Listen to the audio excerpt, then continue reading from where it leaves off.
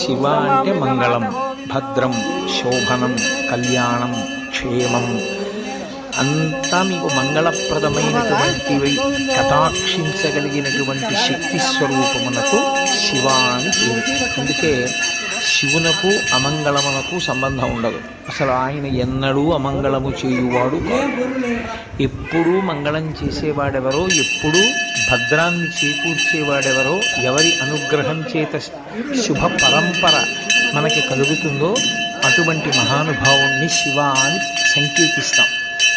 శివునకు ఒక రూపము కాదు. యథార్థమునకు అసలు పరమేశ్వరుడికి ఒక రూపం ఉంటే కదూ, కోటేశ్వరరావు అంటే ఏదో ఒక రూపంతో ఉంటాడు. పరమేశ్వరుడికి అలా ఒక రూపం ఉండదు. ఆయన చేసినటువంటి చేష్టితముల వలన భక్తులను అనుగ్రహించాలనేటటువంటి ఆయన యొక్క కారుణ్య తీవ్రత వలన ఆయన అనేక రూపములను